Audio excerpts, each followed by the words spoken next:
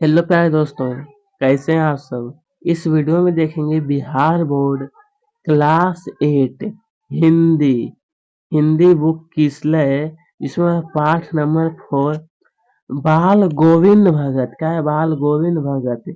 इसमें हम लोग सभी क्वेश्चन आंसर देखेंगे, ठीक है। तो दोस्तों, अब हम लोग शुरू। देखिए दोस्तों, मैं आपको ज्यादा बड़ा उत्तर भी नहीं बताऊंगा, ठीक है। मतलब ज्यादा बड़ा उत्तर नहीं बताऊंगा, इतना मैं बताऊंगा ताकि आपको ध्यान में रह सके और आप नोट भी कर सकते हैं। देखिए, सबसे पहले क्या है, पाठ से में क्या है, प्रश्न एक कि बाल गोविंद भगत गृहस्थ थे, फिर भी उन्हें साधु क्यों कहा जाता था। वो गृहस्थ थे फिर भी उन्हें साधु। तो दोस्तों, उत्तर में लिखना है कि गोविंद बाल गोविंद बेटा पतहु वाले गृहस्थ थे, लेकिन उनका आचरण साधु जैसा था। साधु आडंबरों या अनुष्ठानों के पालन के निर्वाह से नहीं होता। यदि कोई जटाजूटी बढ़ा ले तो साधु नहीं हो सकता। प्रस्तुता साधु वह है जो आचरण से शुद्धता रखता है। बाल गोविंद भगत की दिनचर्या कर्तव्यनिष्ठता और आत्मज्ञान उन्हें साधु बना दिया था। क्या चीज?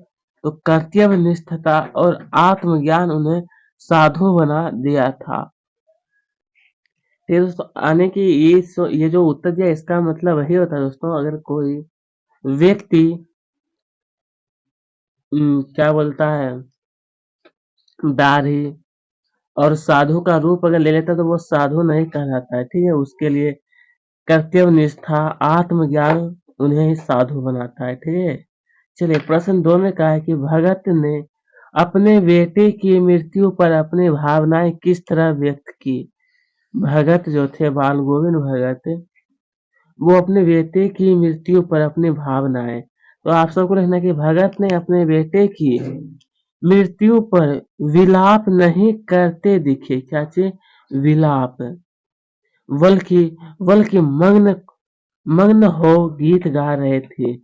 उनके भावना का वह चरम उत्कर्ष था। वो अपने पतहु से कहते थे, आनंद मनाओ, एक आत्मा परमात्मा से मिल गया।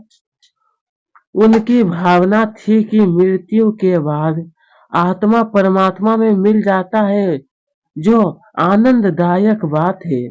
इस भावना को वे संगीत से तथा पतहु को अथा अथार्थता का ज्ञान देकर भावना को व्यक्त कर रहे थे। किसका दोस्तों? भावना का, ठीक है। बस इतना आपको नोट कर लीजिएगा। चलिए, प्रश्न 3 में कहा है कि पुत्र। देखिए दोस्तों, प्रश्न 3 में कहा है कि पुत्र वधू द्वारा पुत्र की मुख्य मुख्यागिन दिलवाना भगत के व्यक्तित्व की किस विशेषता को दर्शाता है। भगत के व्यक्तित्व की किस विशेषता को?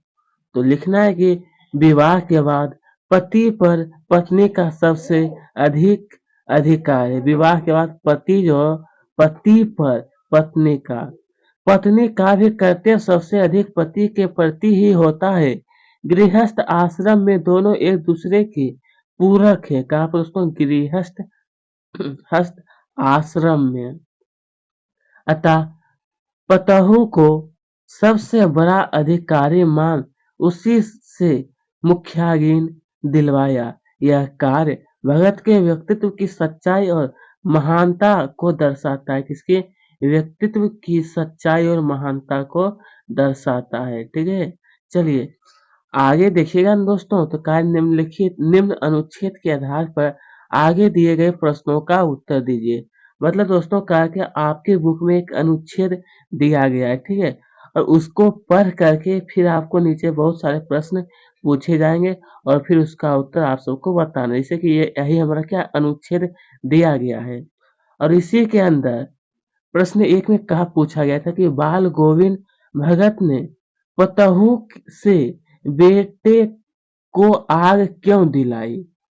मतलब बाल गोविंद भगत ने पतहू से बेटे को आग, तो लिखना है कि भगत स्त्री और पुरुष में भेदभाव ना समझे, इसलिए पतहू से आग दिलाई। मतलब भगत बाल गोविंद भगत जो थे वो स्त्री और पुरुष में भेदभाव ना समझे, इसलिए वह पुतहू से आग दिलाई। ठीक है, चलिए प्रश्न 2 में कहा है कि पतहू बाल गोविंद भगत को छोड़कर जाना क्यों नहीं चाहती थी? कौन? तो पतहू बाल गोविंद भगत को छोड़ करके, लिखना है कि भगत बूढ़ा हो गए थे, पतहू उसे उस बुढ़ापे का सहारा बनना चाहती थी, इसलिए भगत को छोड़कर नहीं जाना चाहती थी। किसको दोस्तों? तो भगत को छोड़ करके वो नहीं जाना चाहती थी, क्योंकि भगत जो थे वो बूढ़ा बुढ़ापे का सहारा वो बनना चाहती थी। ठीक है, चलिए पतहू के रोने पर भी भगत का निर्णय क्यों नहीं बदला? किसके रोने पर? तो पतहू के रोने पर भी भगत का निर्णय, तो क्योंकि भगत नहीं चाहते थे कि सारा जीवन का दुख पतहू अकेले ढोए। सही बात है दोस्तों, क्यों भगत नहीं चाहते थे कि जीवन का दुख पतहू अकेले ही ढोए, इसलिए वह पतहू चाहते थे कि सॉरी भगत चाहते थे कि पतहू अब अगली शादी किसी से कर ले, ताकि वह अपना जीवन अच्छी तरह से खुशी से जी सके। बाल गोविंद भगत ने आखिरी दलील क्या दी? बाल गोविंद भगत जो थे वो आखिरी दलील, तो लिखना कि पतहू की दूसरी शादी करा देना। पतहू की दूसरी शादी करा देना, यह हमारे बाल गोविंद भगत की आखिरी दलील थी। ठीक है, चलिए चुल्लू का चुल्लू भर पानी का अर्थ बताएं। किसका दोस्तों? चुल्लू भर पानी का अर्थ लिखना है कि जान बचाने के लिए पानी, जान बचाने के लिए पानी। ठीक है, यही इसका अर्थ होता है। अब दिया है कि पाठ से आगे क्या है दोस्तों? पाठ से आगे जिसमें कहा है कि मर्म धर्म का मर्म आचरण में है, अनुष्ठान में नहीं, स्पष्ट कीजिए। ये दिया है धर्म का मर्म आचरण में है, अनुष्ठान में नहीं, इसका स्पष्ट आप सबको करना है। तो लिखना है कि बाल गोविंद भगत साधु थे, लेकिन साधु जैसा वेशभूषा नहीं था। आचरण की पवित्रता और दिनचर्या से वे साधु ही थे। गृहस्थ होकर भी साधु जैसा आचरण ही धर्म का मर्म, न कि साधु जैसा आडंबर करके। ऐसा नहीं, धर्म का मर्म ना कि साधु जैसा आडंबर करके। ठीक है, मतलब दोस्तों ऐसा नहीं है कि साधु बनने के लिए हमको बड़ी बड़ी दाढ़ी रखनी पड़ती है, हमको लाल कपड़े पहनना पड़ेगा, गले में माला पहनना पड़ेगा, टीका चंदन करना पड़ेगा। यही करेंगे तभी हम साधु नहीं कहलाएंगे, हम अपना कर्म निष्ठा से भी साधु बन सकते हैं। ठीक है, चलिए अब दिया है कि बाल गोविंद भगत कबीर को साहब का, कबीर जो था उसको साहब मानते थे, इसके क्या क्या कारण हो सकते हैं? तो लिखना है कि बाल गोविंद कबीर पंथी का कबीर पंथी होंगे, वे कबीर के पद से अधिक प्रभावित होंगे। भगत जी आडंबर से दूर रहकर मानव सेवा, क्या दोस्तों? रह करके मानव सेवा में विश्वास रखते होंगे। कबीर के आदर्श को बाल गोविंद भगत मानते होंगे, इसलिए इसलिए वे कबीर को ही अपना अपना साहब मानते थे। कबीर को क्या मानते थे दोस्तों? तो अपना साहब मानते थे। ठीक है, चलिए प्रश्न थ्री में कहा है कि बाल गोविंद भगत ने अपने पुत्र को मृत्यु पर भी शोक प्रकट नहीं किया। उनके इस व्यवहार पर अपने तर्क तर्कपूर्ण प्रतिक्रिया स्पष्ट व्यक्त कीजिए। क्या करना आपको? व्यक्त करना है। दोस्तों लिखना है कि बाल गोविंद भगत अपने पुत्र के मृत्यु पर भी शोक प्रकट नहीं किया। उनका यह व्यवहार हमारे विचार से सत्य था। मृत्यु प्राणी को जन्म प्रदान करना है, फिर मृत्यु के शारीरिक कष्ट भी तो दूर होता है, अतः मृत्यु पर शोक करना अज्ञानता ही तो है। क्या मृत्यु व्यक्ति के प्रति हजारों वर्ष तक शोक शोक शोक किया जाए तो वह लौट सकता है, कदापि नहीं, कदापि नहीं। ठीक है, बस ये आपको पूरा लिख लेना है। चलिए प्रश्न 4, अपने गांव ज्वार में उपस्थित किसी साधु का रेखा चित्र अपने शब्दों में प्रस्तुत करें। अपने शब्द में प्रस्तुत करना, जिससे कि आप कहीं पर भी अपने देखते होंगे कि गांव ज्वार में उपस्थित किसी साधु को, तो इसी के बारे में आप सबको लिखना है कि हमारे गांव में एक साधु रहते हैं, बिल्कुल साधु रूप स्वभाव आचार विचार वह सब में साधु। सुना गया है कि कुछ साल पूर्व सब संभवतः 40-50 वर्ष पूर्व हमारे गांव में आकर एक मंदिर में डेरा डाला। लोग उन्हें साधु बाबा कहकर सम्मान देते। साधु बाबा साधु बाबा को कभी कभी हमने गुस्सा या नाखुश नहीं देखा। हंसते हुए सारी समस्याओं को निदान वे कर देते। किसी के घर में कलह झगड़ा झगड़ा झंझट, बाल युवा वृद्ध सभी उठकर अपने अपने कामों में लग जाते। किसी के बारे में जब साधु बाबा को पता चलता है कि रोग से पीड़ित हो गया है, तो तो साधु तो साधु बाबा इलाज के लिए प्रबंध करते हैं और उन्हें अस और उन्हें अस्पताल तक ले जाते हैं। कहाँ तक दोस्तों? तो उन्हें अस्पताल तक क्या होते हैं?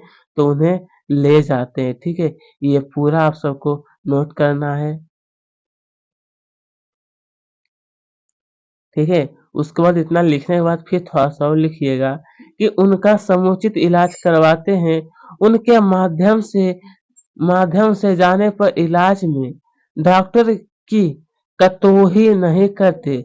पंचायत में भी उनकी भूमिका निर्णायक माना जाता है।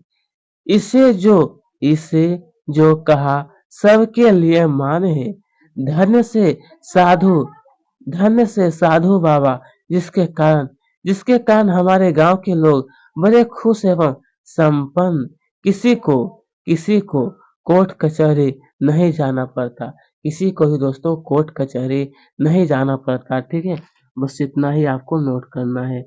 चलिए, मैं मानता हूँ दोस्तों इसका उत्तर थोड़ा सा लंबा था, लेकिन आपको क्या कीजिएगा, बीच बीच में अपवाद में एक आध प्रश्न आ ही जाता है, जिसका उत्तर थोड़ा सा लंबा लिखना पड़ता है। चलिए प्रश्न 5 में कहा है, अब सारा संसार निअस्तवद्धता से सोया है। बाल गोविंद भगत का संगीत जाग रहा है।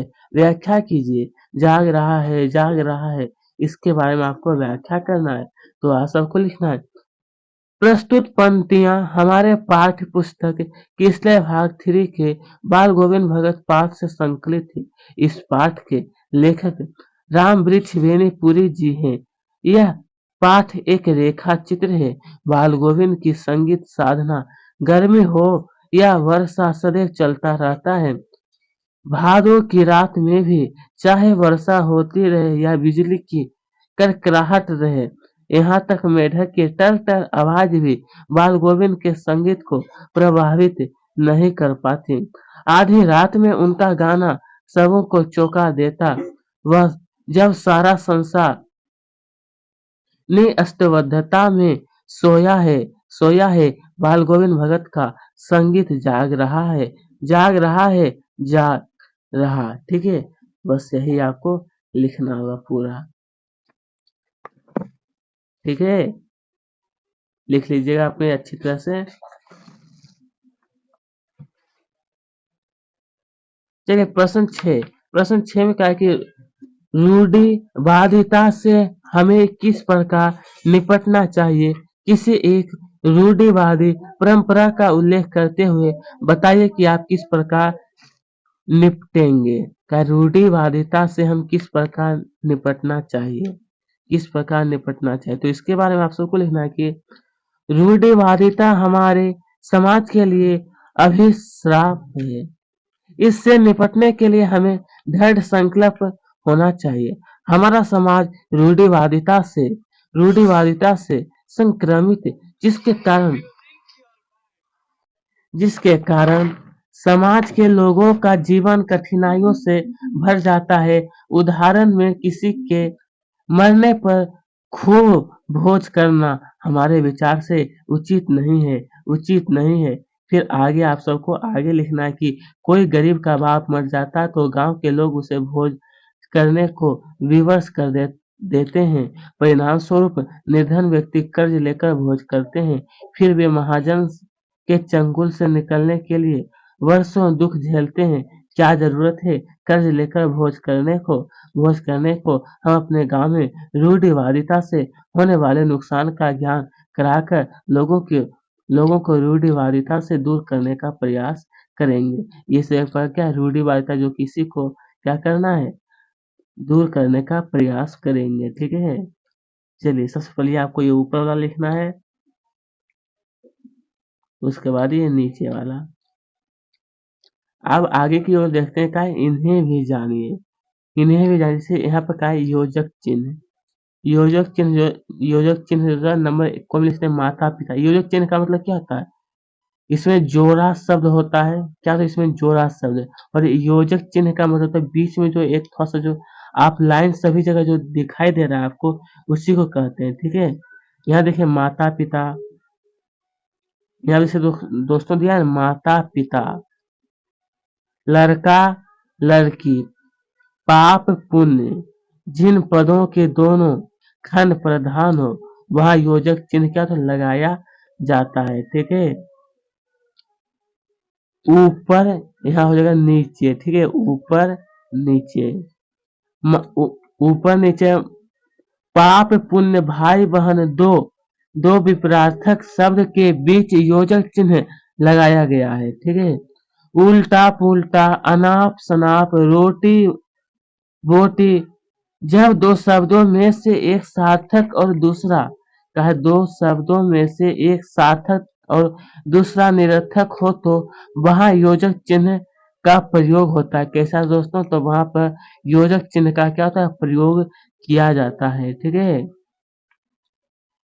चलिए इस पाठ में से प्रयुक्त वैसे शब्दों का चयन कीजिए जो योजक चिन्ह से जुड़े एवं उनका वाक्य में प्रयोग कीजिए। योजक चिन्ह से जुड़ा होना चाहिए और उनका वाक्य में प्रयोग करना है। इसे दिया कि उदाहरण चिन्ह का प्रयोग है। ये जो दिया ना उद्धरण चिन्ह यही होता है।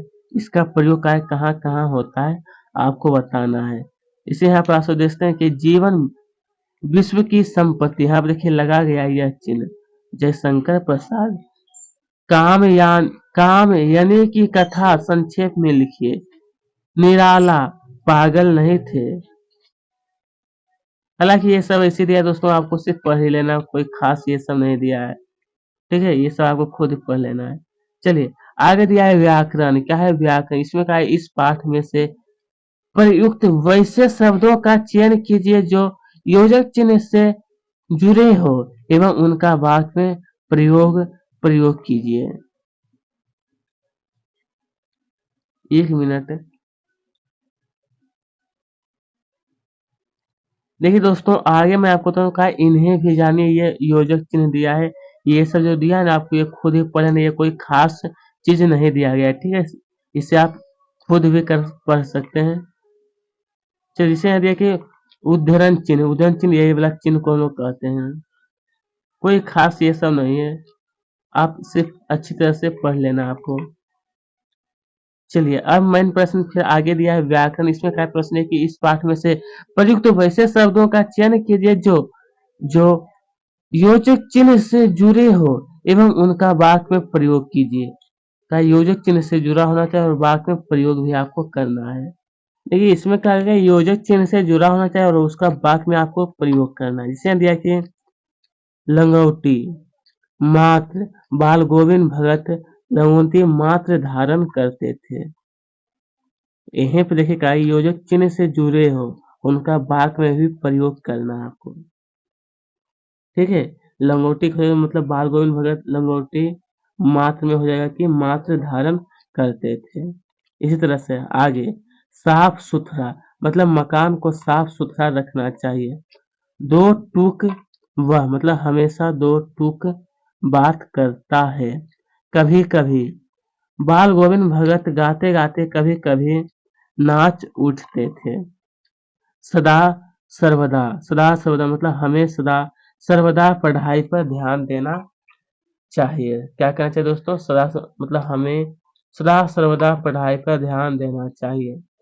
पानी भरे पानी पानी भरे पानी का मतलब कि भरे खेत में वे काम करते दिखते थे। स्वर तरंग मतलब बाल गोविंद भगत के स्वर तरंग लोगों को तुरंत आकर्षित कर लेता था। क्या कर रहा था दोस्तों? आकर्षित कर लेता था। टर टर मतलब मेढक की टर वर्षा ऋतु में सुनाई पड़ता है। फिर यार ढिमक ढिमक बाल गोविंद भगत की खंजरी ढिमक ढिमक बज उठती है। क्या होती है दोस्तों? ढिमक ढिमक बज उठती है। आगे दिया है बहुत सारा शब्द है। गीत गाते इसे एक सेकंड गीत गाते बार बार प्रेम मंडली धीरे धीरे ये सब आपको लिखना है। फिर यह है कि उसके बाद एक और लास्ट में दिया हमारा कि संगीत साधना। क्या है दोस्तों? संगीत साधना। ये सब आपको अच्छी तरह से अपने नोटबुक में चाहे तो नोट कर सकते हैं। चलिए क्या इस पाठ में आए 10 क्रिया विशेषण छाट कर लिखिए। कितना? 10 क्रिया विशेषण आपको छाट करके लिखना है। नंबर 1 दो टूक बाल करना, चहक उठना, खाम खा झगड़ा, चमक उठना, बच्चे बच्चे को उछलाना, धीरे धीरे स्वर, खेलते बच्चे, गंगा स्नान, ढिमक ढिमक बजना। क्या है दोस्तों? ढिमक ढिमक बजना। यह सभी आपको नोट कर लीजिएगा। देखिए दोस्तों आगे कहा गया है ना कि गतिविधि। इसमें क्या है? किसी खास प्रयोजन खास मौसम पर गाए जाने वाले गीत को ढूंढिए और कक्षा में सुनाइए। किसी खास मौसम पर गाए जाने ये सब सिर्फ ऐसे ही दिया दोस्तों। ये सब नहीं बनाएंगे तो कोई दिक्कत नहीं है। इसी कारण इस पाठ में आषाढ़ भादो कार्तिक फाल्गुन एवं माघ विक्रम संवत कैलेंडर के मासों के नाम है। शेष बचे मासों के नाम भी आप सबको लिखना है। जैसे चैत वैशाख जेठ सावन आश्विन अगहन पूस। ठीक है बचे हुए महीने का नाम यहाँ दिया है। तो प्यारे दोस्तों आज का ये वीडियो हमारा ही पर समाप्त है। ठीक है आप सबका बहुत बहुत धन्यवाद कि मेरे साथ बने रहे। चलिए अब आगे की ओर